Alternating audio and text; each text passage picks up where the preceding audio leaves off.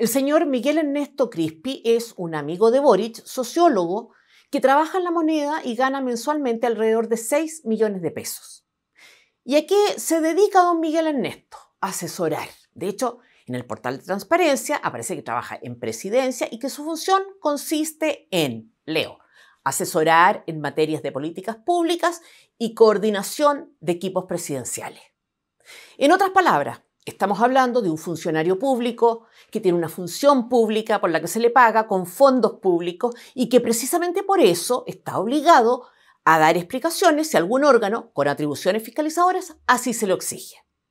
¿Y por qué hay que decir esto? Bueno, porque el señor Crispi no termina de enterarse. Y déjenme hacer un paréntesis antes de hablar de lo que hizo para recordar una conducta similar a la que tuvo esta semana el jefe de asesores del segundo piso. El año pasado, el Congreso citó al señor Crispi a propósito del caso Convenios para saber cuándo fue que se enteró del caso Democracia Viva. Y por un oficio, también firmado por él en calidad de subdere, validando a Procultura diciendo que tenía, lo cito, experiencia suficiente para la ejecución de la iniciativa presentada al contar con experiencia similar en varias regiones. Esto para reparar fachadas, ¿recuerdan? Los pintores más caros del país. La primera vez que le llegó esta citación, la del año pasado, no se dio por enterado, dejó a los diputados en vistos, como dicen mis hijos. La segunda vez declinó comparecer diciendo que tenía problemas de agenda. En ese contexto se produjo toda una polémica cuando salió el gobierno, con el chasquilla jurídico de Palacio Luis Cordero, a decir que Crispi no estaba obligado a ir al Congreso porque no era funcionario público. ¿Se acuerdan? Él trabajaba en La Moneda para el presidente de la República, recibía un sueldo pagado por el Estado, pero no era funcionario público. ¿Y saben qué? Yo pienso que esto se lo cree. Pero ya voy a eso. La cosa es que Crispi fue al Congreso solo cuando el contralor de la época, Jorge Bermúdez, se lo exigió. Y estas fueron las razones esgrimidas por la autoridad a propósito de su caso. Comillas. En un Estado democrático, uno de los principios fundamentales es rendir cuenta. No solo significa dar cuenta de cómo se gastan los recursos públicos, sino que también significa dar razón, justificar las actuaciones y decisiones que una autoridad pública toma. Cierre comillas. Pero Miguel Ernesto no aprendió y sigue pensando y actuando como si no fuera un funcionario público, como si fuera solo el amigo. Esto hasta que llega fin de mes y le pagan. Pero resulta que ese cargo, el de amigo del presidente, es ad honorem. Los chilenos no tienen por qué pagar a alguien para que desempeñe esa función. Y menos todavía de manera tan generosa, porque según mifuturo.cl, un sociólogo de la Pontificia Universidad Católica de Chile gana en promedio entre 1,5 millones y 1,600,000 pesos al cuarto año de egreso. El sueldo de este señor es más o menos equivalente a 3 veces eso. Vamos ahora a lo que hizo esta semana. El señor Crispi, lo supimos hace poco, se enteró el mismo día que el presidente de la denuncia que había contra Monsalve. Yo no le creo ni al uno ni al otro que no hayan sabido antes, pero para estos efectos da igual, porque de lo que podemos estar seguros es de que el día 15 de octubre, cuando menos los dos, tanto Crispi como Boric, ya sabían que Monsalve había salido con una subordinada, ya sabían de su borrachera con blackout incluido, ya sabían de la denuncia por abuso sexual y violación, ya sabían de la infracción a la ley de inteligencia, de la investigación que la PDI estaba haciendo en contra del ex subsecretario, en fin, ya sabían lo suficiente. Y dado que Boric enfrentó la crisis de la peor manera posible, porque mantuvo a Monsalve en el cargo y con todas sus prerrogativas, incluida la de usar un avión de carabineros y la de representar al gobierno haciendo una exposición en el Congreso, ¿no parece excesivo pedir a quien tenía el deber de asesorarlo, porque es un asesor, que explique cuáles fueron las razones que se tuvieron en consideración para proceder de esta manera? Que responda ante la justicia si hace falta, pero que responda también ante la ciudadanía. Porque para esos efectos fue citado al Congreso, para cooperar con información y con una buena explicación, si la hay. El problema es que el señor Crispi asistió a la comisión investigadora del caso Monsalve, pero nunca dejó de ser el amigo.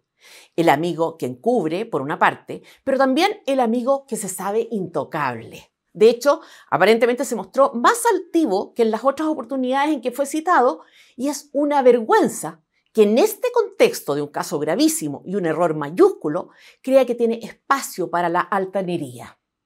Fueron 2 horas muy tensas en que respondió a 21 preguntas, diciendo que sus conversaciones con el presidente eran privadas, para eludir preguntas complicadas, y en 14 oportunidades repitió que Boric le solicitó ayuda para buscar un reemplazo para Monsalve. Sería.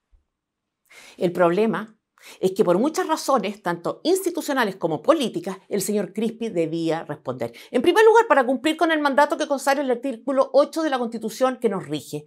Y en general, al principio de publicidad y transparencia en el ejercicio de la función pública. La comisión tiene derecho a pedirle información y antecedentes. Insisto en que el jefe de asesores del segundo piso debía haber aprendido.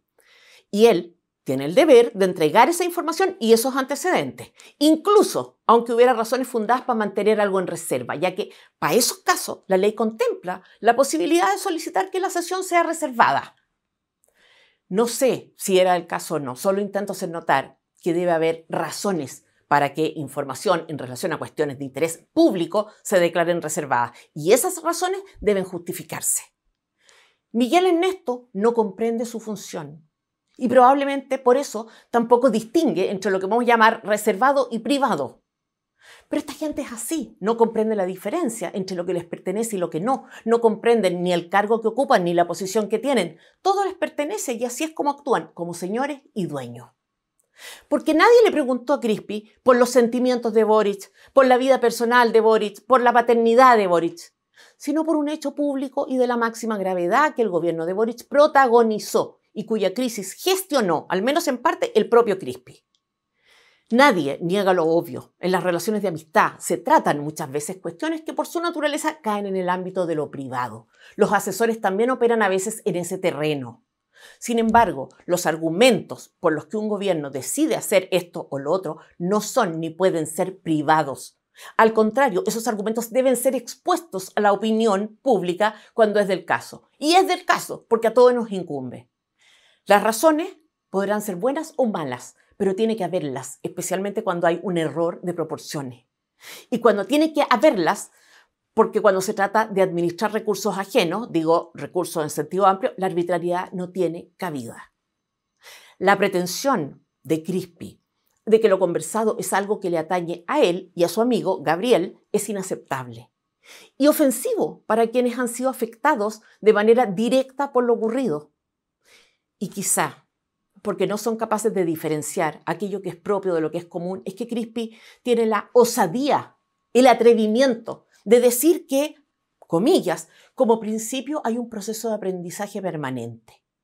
¿Saben por qué? Porque lo que insinúa es que los errores que se cometieron forman parte, en el fondo, de un proceso natural. Porque claro, los seres humanos aprendemos y en medio del aprendizaje podemos equivocarnos, se trata de algo normal y habitual además. Salvo cuando ese aprendizaje o los errores propios de ese aprendizaje se cometen a propósito de actos temerarios. No toleraríamos que un médico se excusara de causar la muerte de un paciente en el pabellón porque estaba en proceso de aprendizaje. Porque mientras está en ese proceso, simplemente no puede operar. No toleraríamos que una línea aérea justificara la caída de uno de sus aviones con el argumento de que el piloto estaba aprendiendo. Hay cosas que no se pueden hacer sin experiencia. Hay responsabilidades que no se pueden asumir sin la competencia suficiente. No sé si Miguel Ernesto comprende que la presidencia es una de ellas y que a juzgar por lo ocurrido en estos 3 años, lo suyo ha sido temeridad. Temeridad que ha afectado la vida de todos. En fin, los diputados decidieron, a propósito de la actitud de Crispi, oficiar a la Contralora para que sea ella la que determine si Crispi tiene o no el derecho a responder de esta forma en una comisión investigadora, o a no responder. Mientras tanto, decidieron no invitar a autoridades de gobierno para no perder el tiempo con respuestas como esta. Pero Crispi no es el único que se cree dueño de algo que no es suyo. Cuando Rosario Navarro, presidenta de la SOFOFA, le pide a Boric un acuerdo para reformar el sistema político, uno se pregunta en virtud de qué hace esta solicitud. Y también se estará entendiendo cuál es la propuesta que circula. Porque está bien que la señora Navarro represente los intereses del gremio, es su función. Y naturalmente hay temas políticos que tienen relevancia para ello. Pero cuando empieza a defender reformas al sistema político, cuando dice que los políticos deben recoger la propuesta de la comisión de expertos del Consejo Constitucional para esa reforma, porque esa propuesta, comillas, suscitó apoyos transversales, uno empieza a molestarse, porque se está excediendo. ¿Está consciente la señora Navarro de que la propuesta que está defendiendo era parte de un texto que se rechazó? No digo que haya sido a propósito del sistema político que se rechazó, ni que ese rechazo impida abrir cualquier discusión posterior, para nada. Pero, ¿de ahí a hablar de apoyo transversal? Es que se juntaron los expertos de izquierda y de derecha. Asumo que esa es la razón por la que dice esto. Pero, ¿y quiénes son esos expertos? De nuevo, ¿de dónde salen y a quién representan? Estamos hablando, en primer lugar, de señores, de abogados, que no llegaron al comité de expertos gracias a una elección. Eso va a empezar. O sea, que al menos en ese sentido carecen de representatividad e incluso de legitimidad si se consideran vigentes los resultados del primer plebiscito, porque la opción ganadora para la eventual redacción de un texto nuevo había sido la de un órgano 100% electo. Los señores en cuestión tampoco eran propiamente técnicos, académicos o expertos del área en cuestión. Solo 13 de los 24 expertos podríamos decir que se habían dedicado a temas constitucionales. Y de esos 13, ¿cuántos calificaban de expertos? No he hecho el ejercicio. ¿Cómo llegaron ahí, entonces? ¿Y por qué? Porque fueron designados por los partidos políticos, las instituciones peor evaluadas por la ciudadanía, expertos elegidos por las directivas de los partidos para representar los intereses de los partidos políticos. Fueron votados por el Congreso en una votación cuoteada, cocinada, en la que cada partido eligió a sus expertos conforme a la proporción de representantes que tenían en el Congreso. Representatividad, cero. De hecho, la elección de consejeros demostró un ordenamiento muy distinto al que había en el Congreso. Pero nos consta que los partidos están preocupados de este asunto porque incluso después de que esa propuesta se rechazara, volvieron a insistir. Señora Navarro, le invito a consultar opiniones sobre la reforma propuesta y pregúntese usted por qué están tan interesados en esto los partidos. ¿Y cómo insistieron? Con la sutileza de siempre. Publicaron una nota en La Tercera que se tituló así: La sigilosa apuesta para reformar el sistema político. ¿Qué decía la nota? Que entre enero y febrero un grupo de 11 expertos de izquierda y de derecha se había reunido para revivir los acuerdos que había dejado el último proceso constitucional para combatir nuevamente la supuesta fragmentación política, evitar el discolaje y mejorar la relación entre el Ejecutivo y el Legislativo. Misma cantinela para defender una propuesta vergonzosa, grotesca. Porque en principio uno podría estimar legítimo que los partidos insistan en algo que les parece relevante. Pero esto de tratar al electorado como si fuera idiota, ojalá que ustedes mismos lean esta nota después de oír esta columna. Pongan atención a la noticia para estar alerta ante este tipo de manipulaciones. Déjenme leerles un pequeño extracto. Un grupo de expertos se ha reunido con total discreción al menos unas 5 veces en la sede del Centro de Estudios Horizontal con un objetivo: reflotar una reforma al sistema político en base a los consensos logrados en el segundo proceso constitucional. En otras palabras, lo que se rechazó en diciembre, ellos lo reactivan en enero. Por supuesto que sin ningún ánimo de averiguar más o menos la opinión de los chilenos. Pero lo que más me choca es el contenido de la nota, la sigilosa reunión que se produce, según dice la noticia que comento, con total discreción. Lo cierto es que discreta y sigilosamente sabemos quiénes fueron, porque lo dice un diario, sabemos cuál fue el objetivo de la misión: elaborar un insumo para que los partidos y legisladores, que obviamente no tenían idea de esto, discutan el tema. Y como si esta información fuera insuficiente, nos dicen que de este trabajo surgieron 20 propuestas que básicamente y en esencia son las mismas. ¿Es necesario hablar de sigilo, de secreto, de discreción en un contexto como este, en que es obvio que la información llegó intencionadamente a un periodista? ¿Por qué lo hacen? Porque cuentan con nuestra inocencia. El Mercurio hizo la misma gracia esta semana. Publicó una nota titulada así: Legisladores de partidos de oposición y oficialismo proponen reforma antifragmentación del sistema político. Si uno lee la nota, está llena de expresiones que apuntan a transmitir la misma idea, algo así como que se produjo un hecho inaudito. Comillas, Con cierta incredulidad comenzó a circular una convocatoria de legisladores de oposición y oficialistas. Sorprendió. Y cuando el diario describe la reforma, las propuestas vienen pasadas por un sedazo. Asegura que dará mayor estabilidad, mayor representatividad, que logrará mejorar la disciplina, que dará mayor gobernabilidad, etc. Cuando todavía ni siquiera ha explicado en qué consisten los cambios que proponen, el Mercurio garantiza que los resultados serán realmente los deseados. Es fácil desinformarse así y por eso hay que estar alerta. En el ámbito de la nula representatividad tenemos a uno de los voceros de este asunto, Hernán Larraín Mate. De hecho, la reunión sigilosa se había producido en Horizontal, centro de estudios ligado a Evópoli, del que Hernán es parte como encargado del área constitucional. Pues bien, el propio Hernán fue entrevistado el fin de semana pasado por el Mercurio. En realidad aparece permanentemente dictando cátedra. En agosto del 2023, titular del Mercurio, la estrategia del Partido Republicano no está dando resultados. ¿La de Evópoli sí?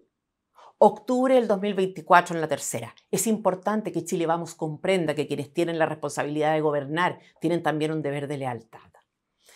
Otra. Sería un grave error diluir estas fuerzas bajo una sola coalición o suprapartido. Yo creo que debe ser uno de los políticos que más aparece. ¿Qué quiero decir con esto? Que por alguna extraña razón tiene una cobertura y una tribuna muy superior a la que merece si uno observa cuáles son los méritos del general Patton Criollo, del gran estratega. Desde que Hernán fundó Evópoli, partido en que milita y que obviamente transita por la senda que Hernán considera es el camino del bien, de la buena política, como él mismo dice, no ha hecho más que decrecer. En 2017, Evópoli sacó 6 diputados, en 2021 solo 4. Senadores, en 2017 tenían 2, en 2021 quedaron con 4, de los cuales uno es independiente y la otra milita ahora en republicano.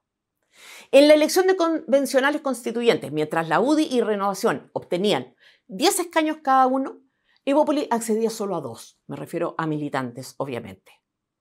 En las primarias presidenciales de Chile Vamos, el candidato de Evópoli ha sido siempre el último, tanto en 2017 como en 2021. Bueno, fue penúltimo en realidad, pero con una diferencia de 0,03% respecto del último. A nivel personal, cuando Hernán Larraín compitió como constituyente lo hizo por el Distrito 11, ese que despreciaba hace poco a propósito de que Marcela Cubillos compitiera por Las Condes. La cuestión es que en esa elección logró ser electo, pero gracias a los votos de Las Condes, Vitacura y Lobarnechea, en Peñalolén y La Reina, que también forman parte del distrito, le fue pésimo. Pero ahí está él haciendo gala de la desconexión brutal de una parte importante de la clase dirigente chilena.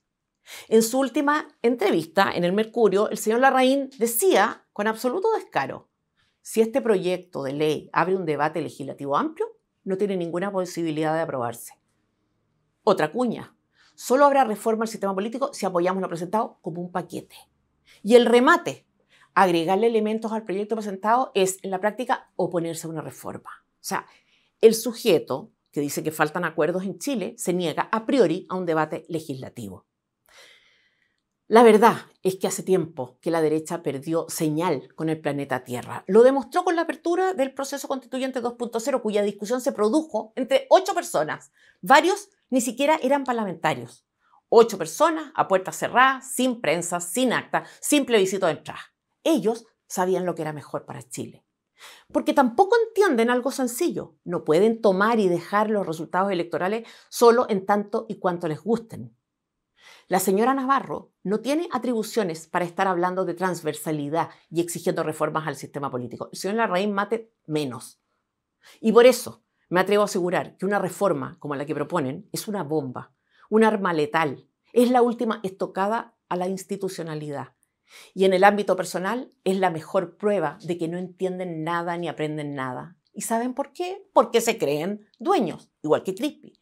Porque creen que para ellos las reglas no corren, porque tienen más de lo que en realidad se han ganado y merecen. Igual que Boric, igual que Miguel Ernesto.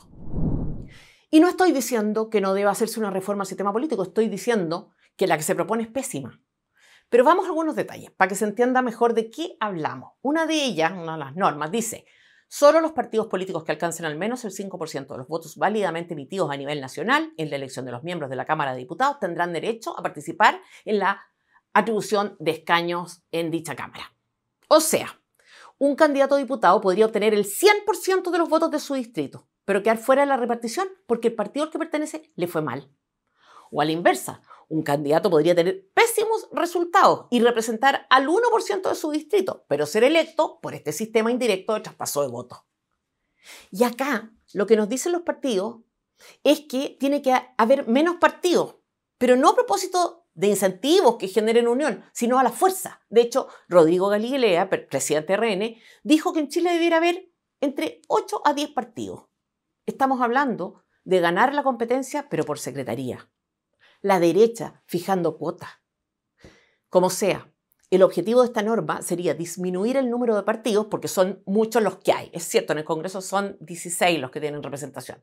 Y atención, eso es lo que nos impide, según los dirigentes del partido, llegar a acuerdos.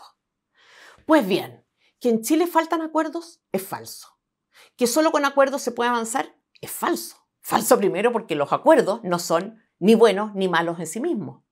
No han faltado acuerdos en los últimos años, los ha habido y en cosas relevantes, y no han sido precisamente avances en el camino al desarrollo. El gobierno de Piñera y la izquierda acordaron abrir un proceso constituyente como solución a la crisis de octubre del 2019.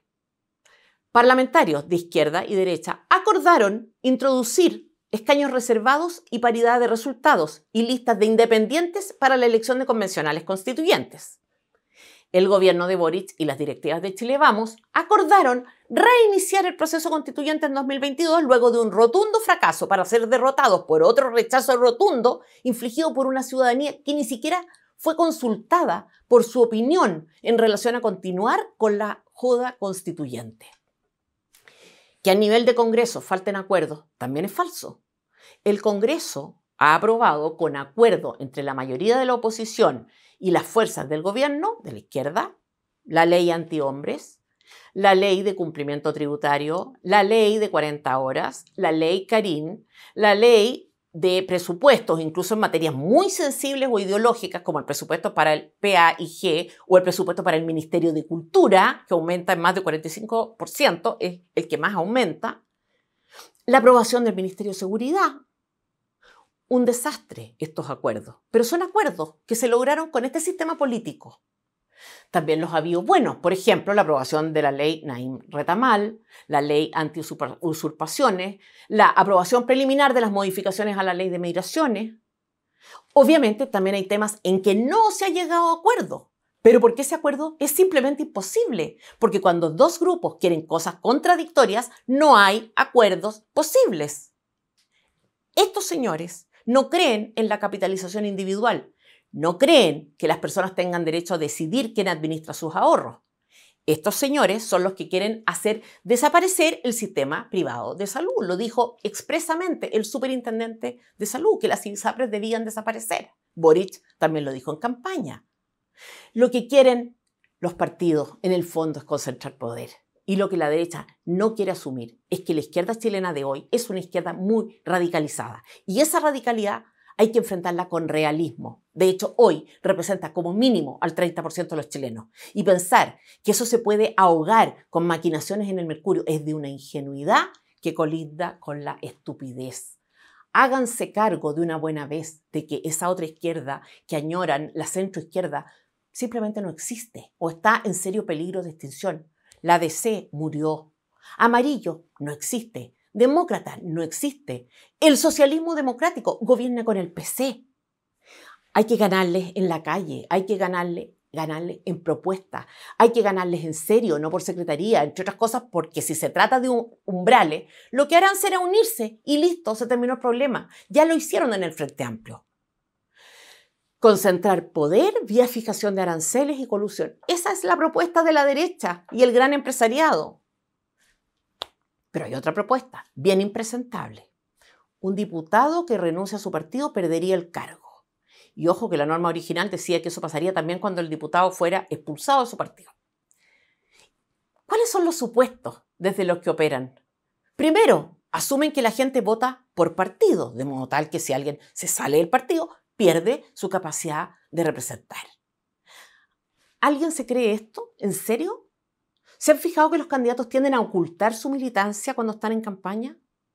En nuestro país no se vota por listas, no se vota en función de un proyecto político, se vota por personas. Pero los partidos quieren hacer como si no.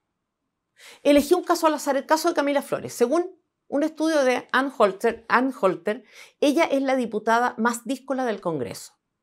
Porque en un 51,02% de las votaciones tomadas en consideración por el estudio, votó en contra de la forma en que votó su partido, RN. O sea, Camila Flores es un bicho raro en RN. Pero fue electa y reelecta como bicho raro. Ganó por ser como es, a pesar de ser RN, no por ser RN. De hecho, ¿alguien sabe lo que es ser RN? ¿Qué semejanza hay entre Carlos Larraín y Mario Desbordes? Entre Francisco Rego y la nona Regulequio Sandón.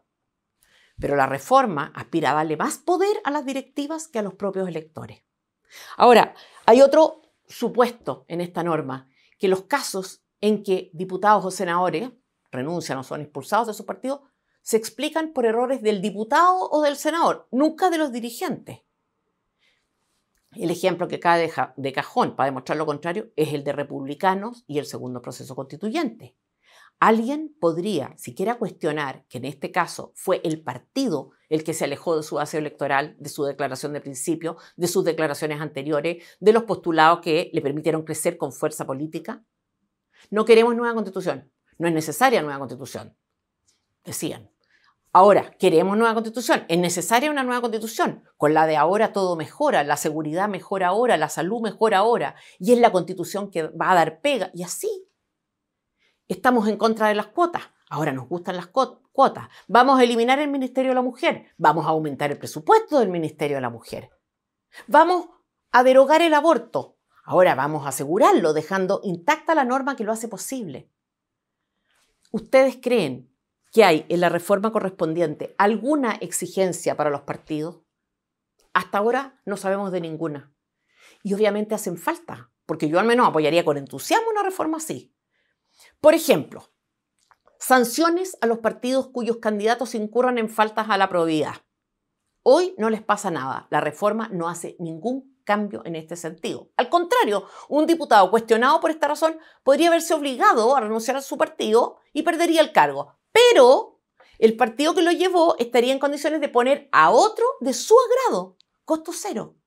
De hecho, esto se podría constituir incluso un incentivo para llevar incompetentes o díscolos con capacidad de ganar adhesión para después sacarlos si molestan y poner a alguien a dedo que sea funcional a los intereses del partido.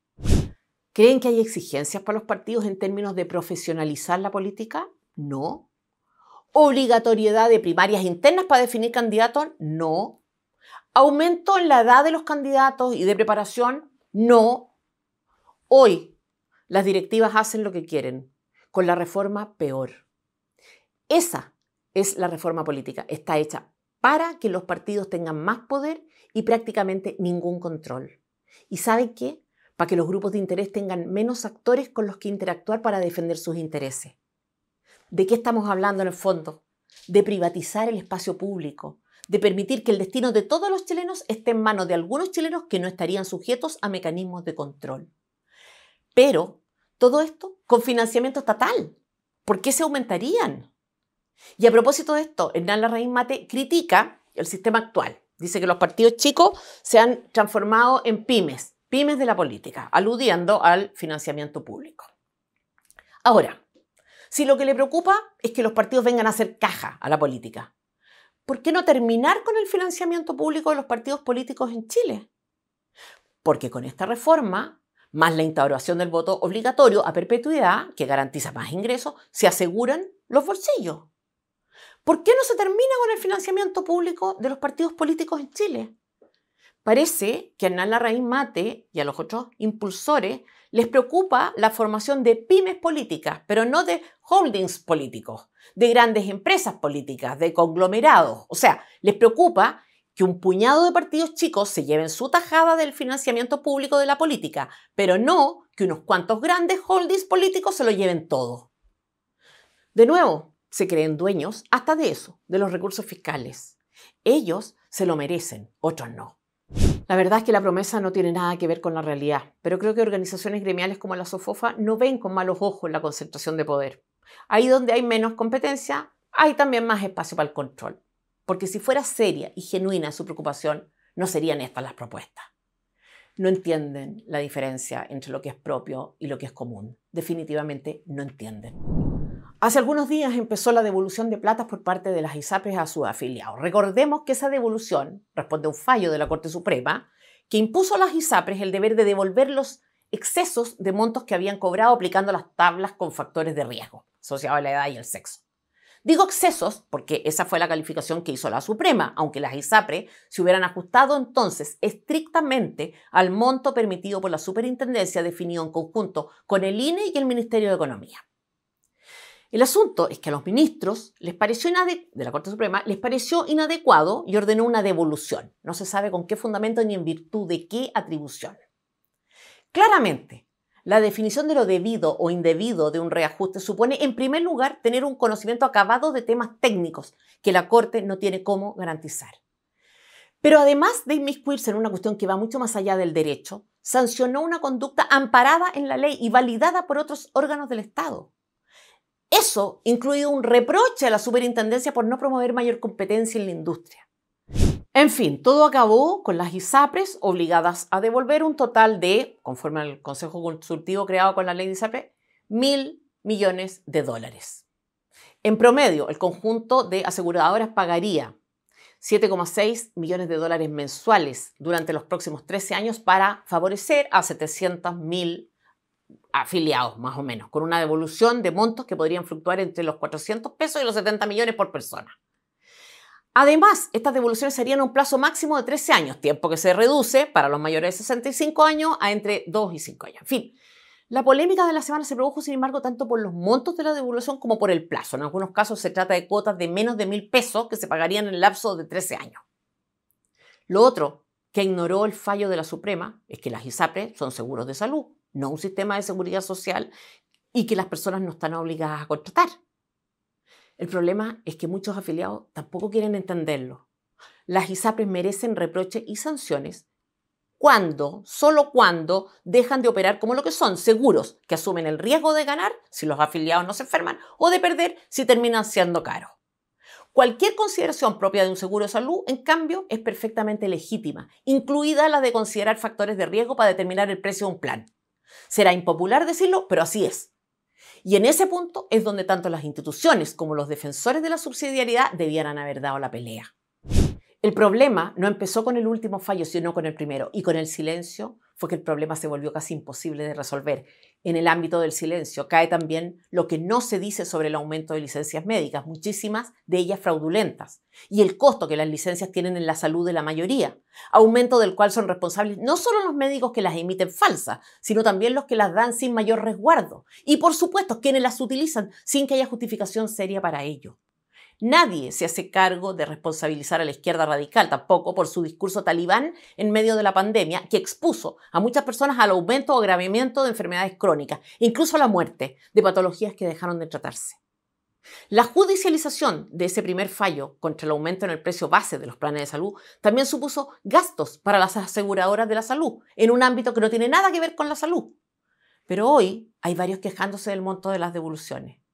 Me pregunto, ¿cuántos de ellos no hicieron pasar por enfermedades procedimientos que no necesitaban? ¿Cuántos no dudaron en tomar todos los días que se les prescribieron de licencia sabiendo perfectamente que había cierta exageración? ¿Cuántas mujeres no aumentaron artificialmente su pre y postnatal? Es bien fácil criticar mientras se es liviano y cara de nalga. A los políticos, ¿qué se les puede pedir?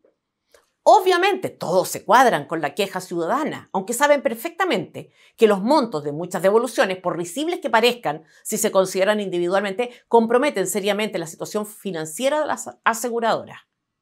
Difícil progresar como país con estas actitudes. En una columna en La Tercera, Jaime Mañalich, ex ministro de Salud, ha hecho notar que pese al fracaso que sufrió el proyecto político de gobierno en el rechazo al texto constitucional que propusieron, siguen avanzando en la implementación de su agenda, ya sea a través de proyectos de ley o de medidas administrativas.